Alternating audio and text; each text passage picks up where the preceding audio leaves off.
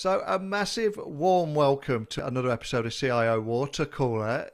Rachel, could you begin by just telling everyone watching all around the world a little about who you are and what you do?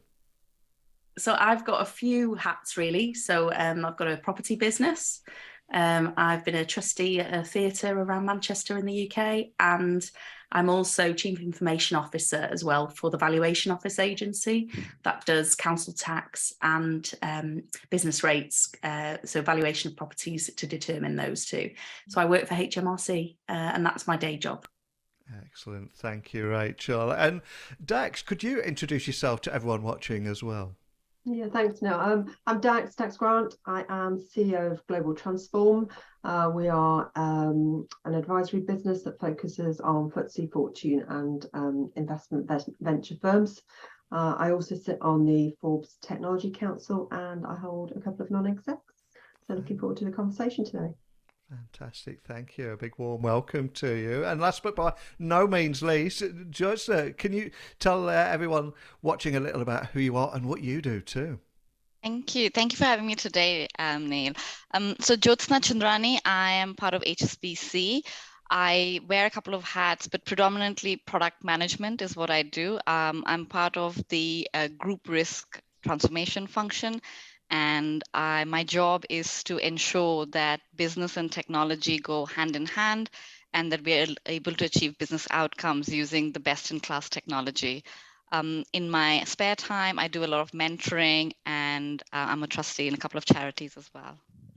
Fantastic. Well, a big warm welcome to all of you. Now, before coming to speak with you today, I've just come back from Chicago and a tech conference, and I was watching Mindy Kaling talking about the importance of diversity in technology, getting more women in tech. And to set the scene really on this incredibly important topic, I'd love to find out more about the biggest challenges and barriers that you've personally faced within your career.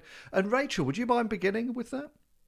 Yeah, absolutely. I think the first and probably the most frustrating for me is assumed technical knowledge and ability, or the assumption that I don't have it actually. And that kind of has followed me throughout my career. Now, sometimes I call it a superpower because actually I'm able to get people to break down what they're explaining to me and then surprise them almost when I'm able to catch them out, or not in an evil way, but actually the fact that they are surprised by the level of detail I want to go into.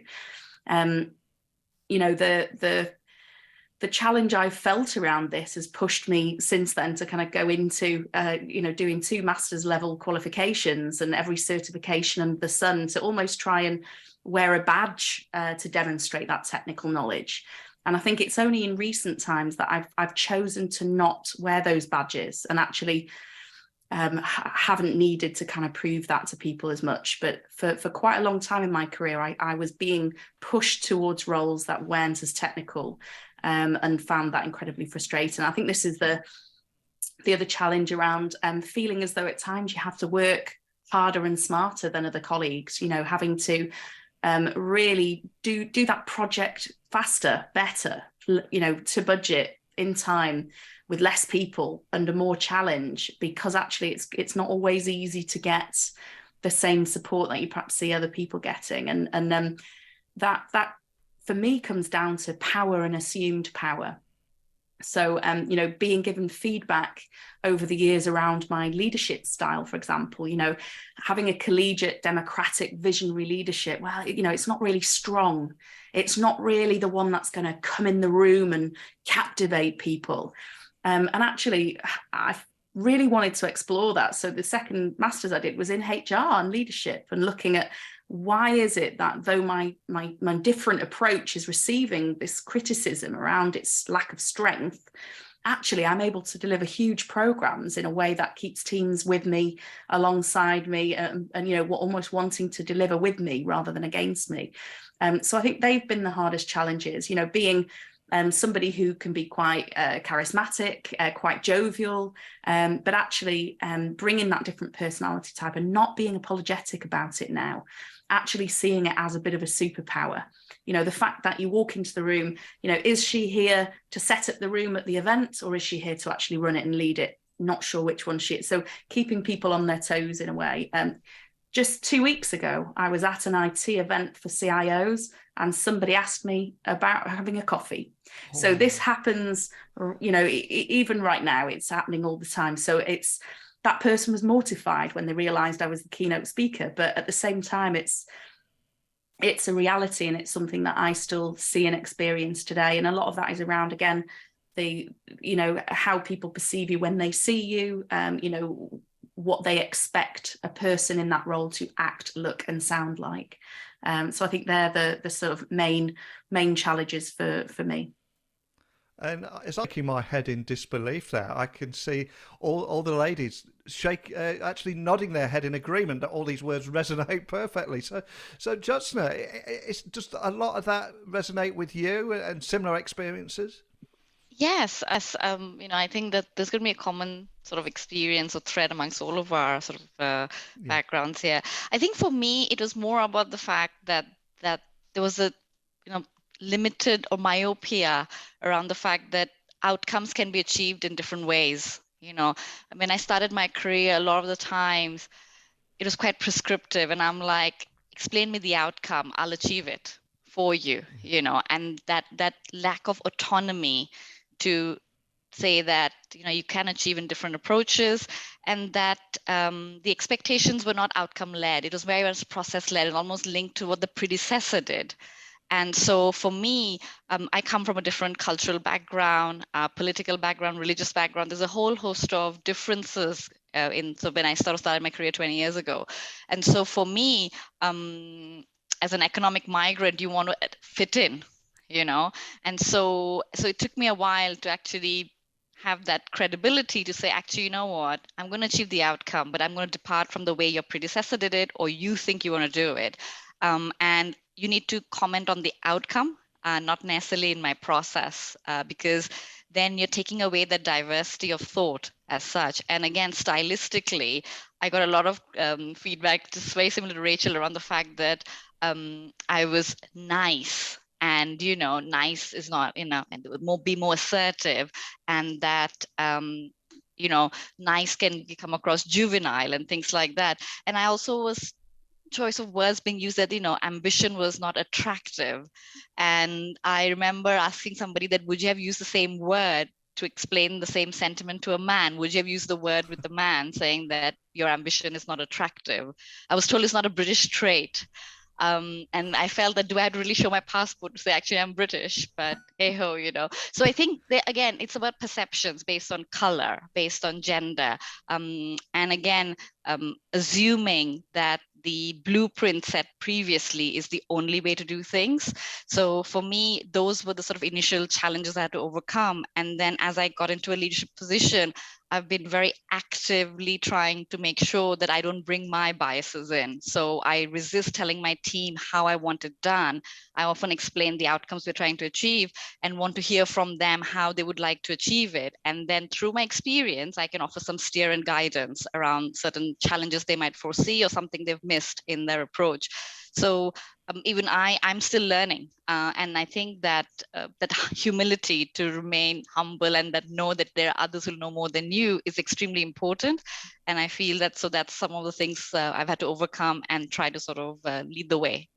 It's such a powerful story, and I echo all the sentiments that you said there. And your school of leadership is so refreshing to hear as well, because I think every single person is work in progress of some sort, and we've got to keep that humility, be humble, and bringing other voices in. And Dax, what kind of experiences have you had, and kind of challenges have you had to overcome?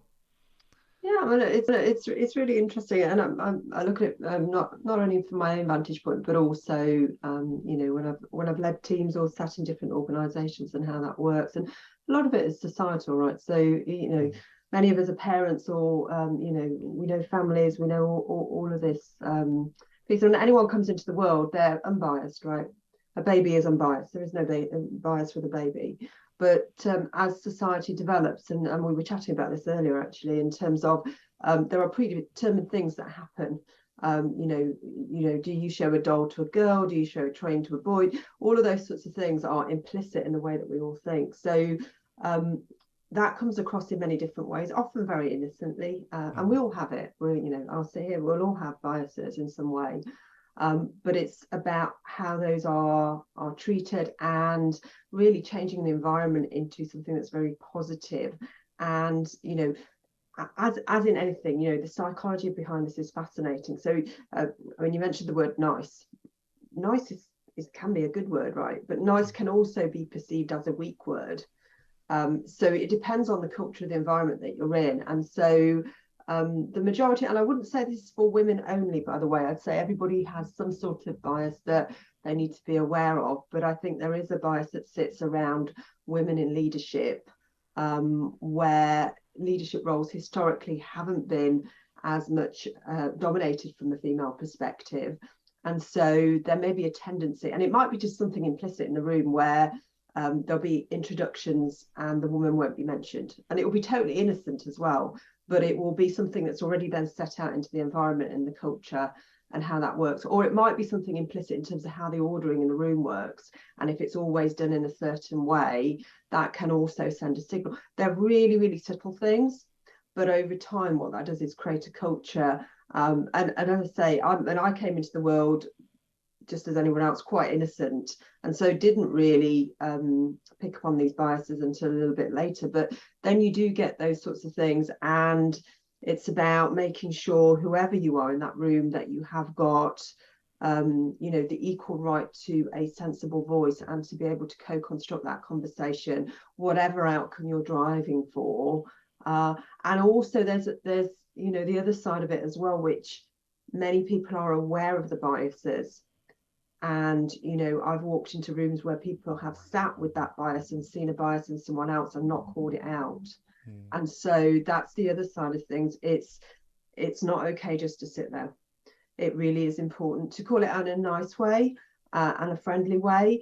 But actually what you're doing by sitting in any room is that anybody knows that if it's a room that you sit in, it's going to be a fair and equitable conversation, and anything that's happening that's not fair or equitable will get picked up and dealt with, so that it's no longer part of the acceptable culture. And the reason I mention that is because I believe that in itself is something that we societally need to work on, and societally need to have that awareness of spotting these things for each other, so that we are creating a really good world to live in, right? That's what it's about.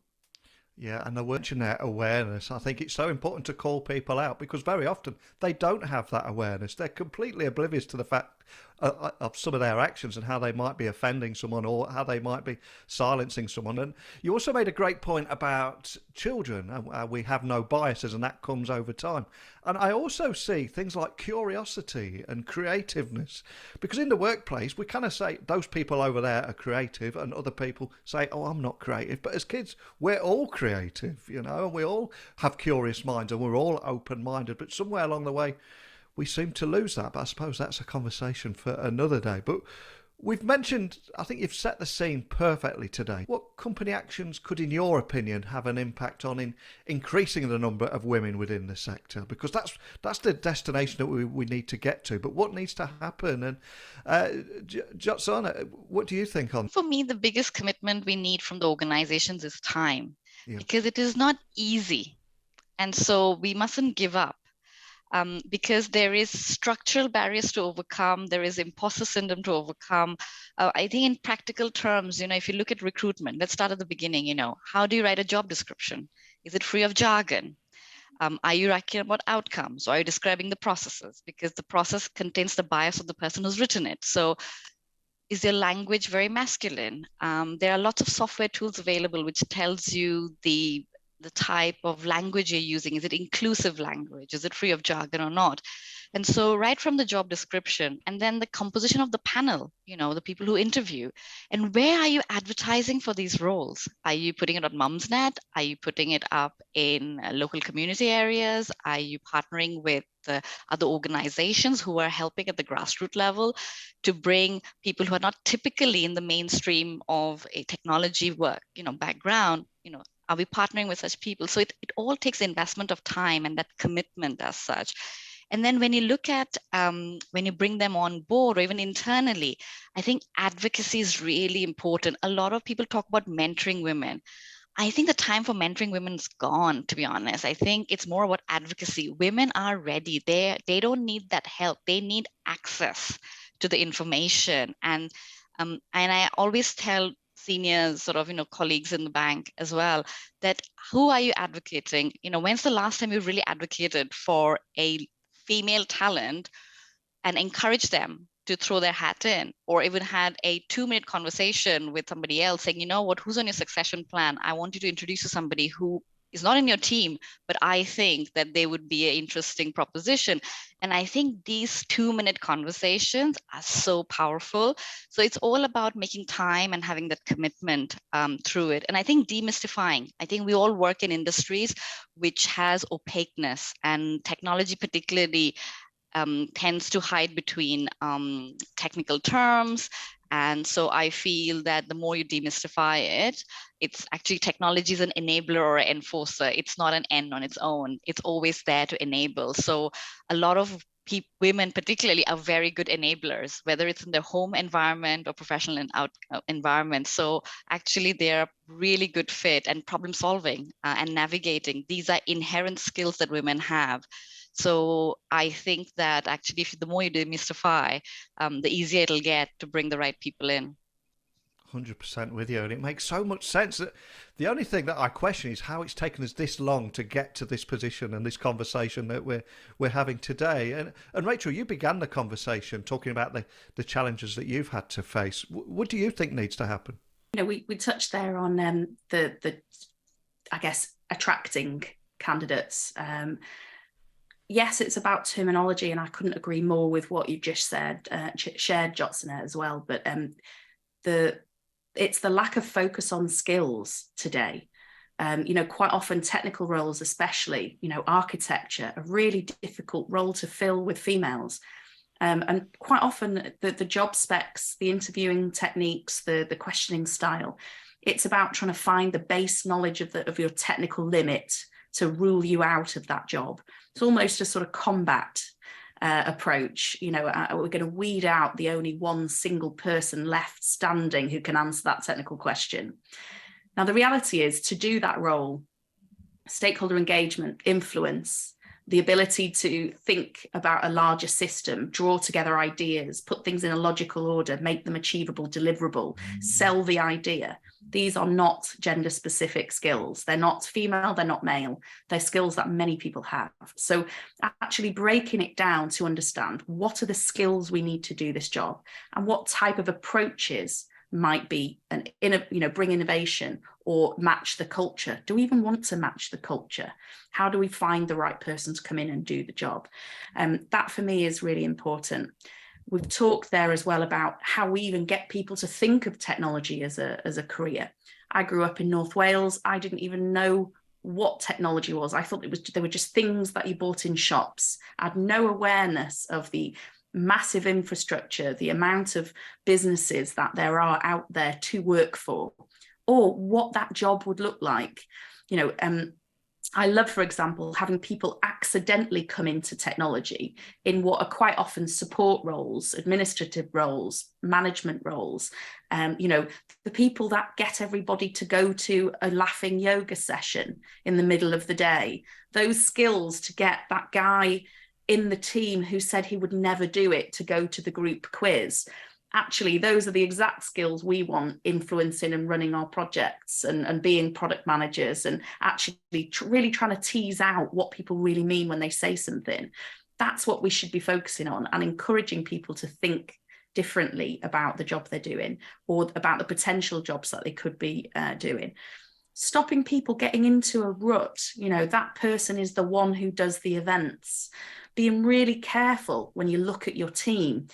Who is it that always talks about well-being, people, motivation? Who talks about who should and shouldn't come in the office, whether we should work together? And who is it that's talking about innovation, talking about the achievements of the team? Is there a gender bias in the way that that's happening? I see that all the time. I'm always asked to talk about people issues, and I'll do it. I love doing it. It's really important to me, but actually I ask for other opportunities. And I guess this is the bit where I kind of turn to, my fellow women in IT. I am my own PR agency. Even coming today, the three of us here joining, that it's part of our PR. It's part of us saying we've got a voice and we want to be heard talking about this, and making sure that as a woman in technology, even if you're not in a technical role, you're thinking about what you're putting out there, your brand, and actually as a leader that we're supporting people. I actually agree with Jyotsna, you know, coaching and mentoring. I would never have participated in a female targeted mentoring program. Actually, for me, what it's about is leaders being mindful, both from male colleagues as well. Is there a bias around personality type of who's always on the screen? You know, that for me is what's really important.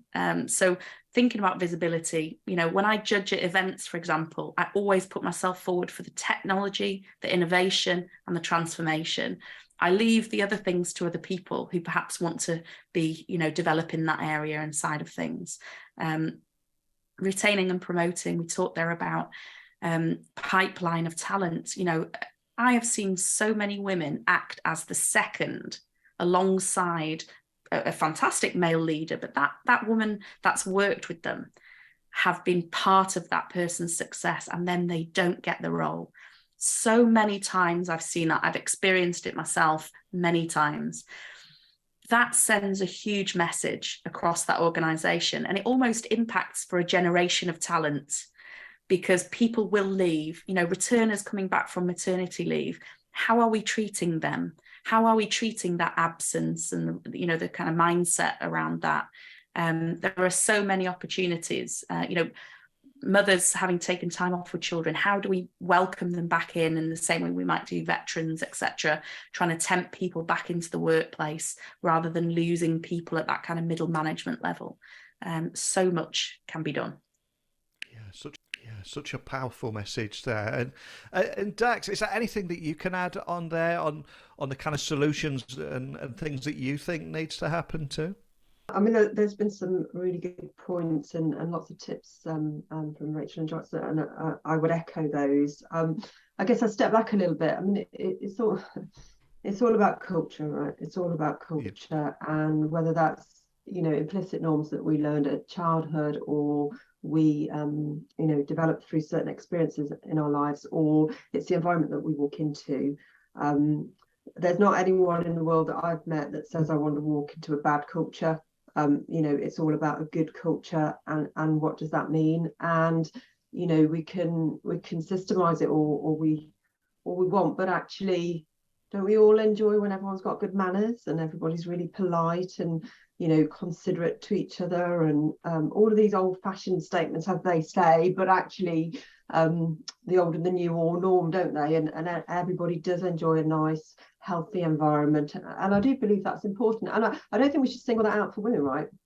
Everybody enjoys a nice environment, so why would you not create one at work? Or you look at every moment in life and say, how am I making this environment stronger, better, more interesting, more creative, more channeled, whatever the right thing for that environment, that time and place would be. So I would encourage that within organizations. The other thing I would say is organizations are very good at getting women to move seats in technology.